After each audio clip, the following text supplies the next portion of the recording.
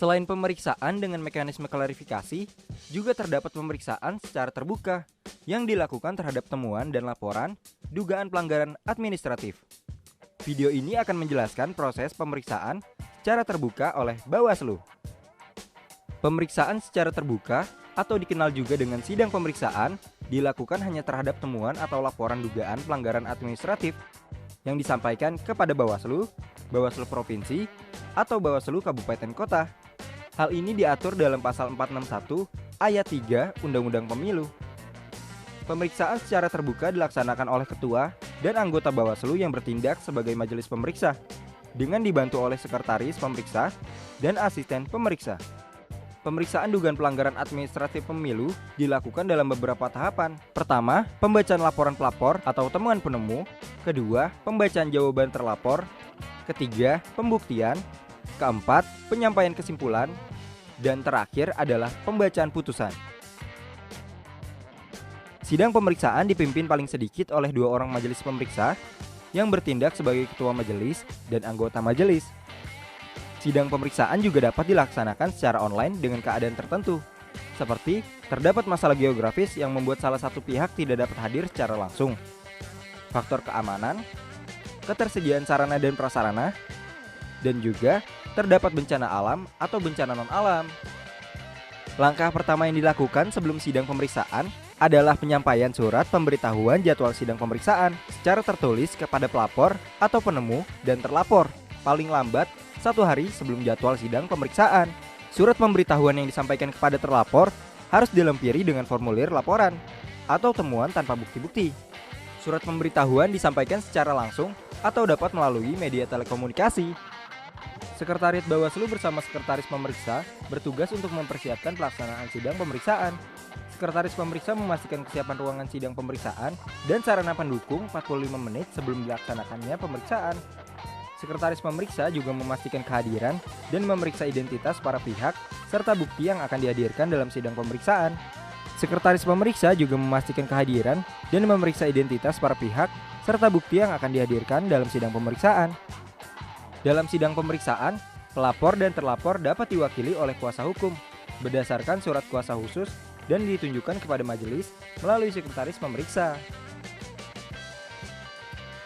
Sekretaris pemeriksa wajib berkoordinasi dengan majelis pemeriksa terkait kesiapan pelaksanaan pemeriksaan, kehadiran para pihak, sampai dengan kendala dalam persiapan sidang pemeriksaan.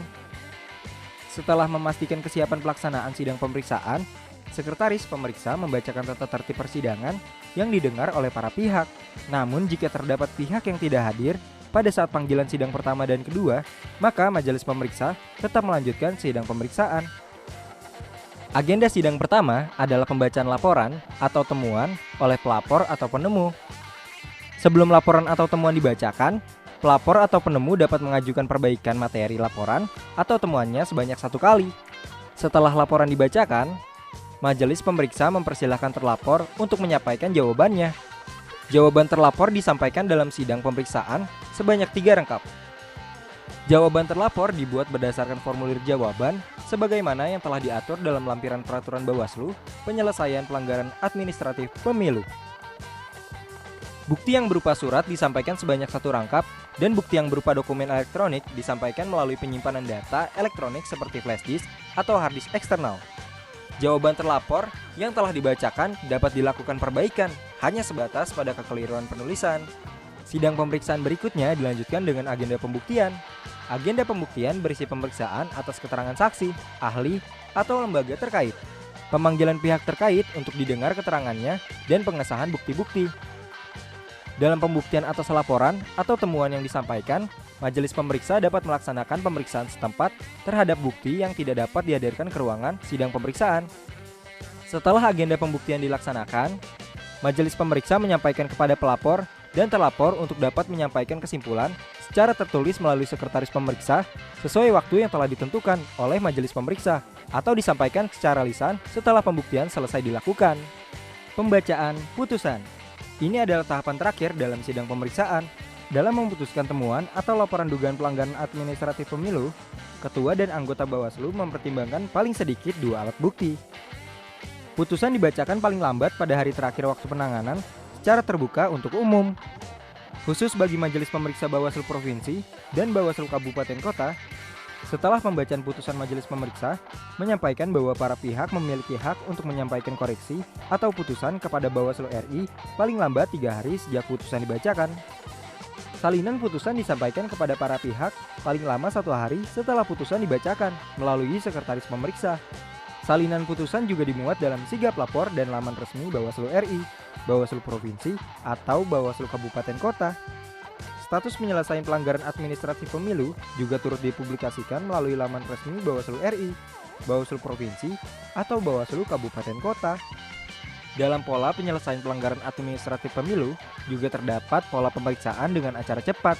Kewenangan pemeriksaan acara cepat dilakukan oleh Bawaslu RI, Bawaslu Provinsi, Bawaslu Kabupaten Kota, dan Panwaslu Luar Negeri terhadap objek yang meliputi dugaan pelanggaran administratif pemilu terhadap ketentuan pelaksanaan kampanye pemilu, dugaan pelanggaran administratif pemilu dalam pelaksanaan rekapitulasi hasil perhitungan suara peserta pemilu, dan dugaan pelanggaran administratif pemilu yang terjadi pada pelaksanaan pemungutan dan penghitungan suara di tempat pemungutan suara luar negeri.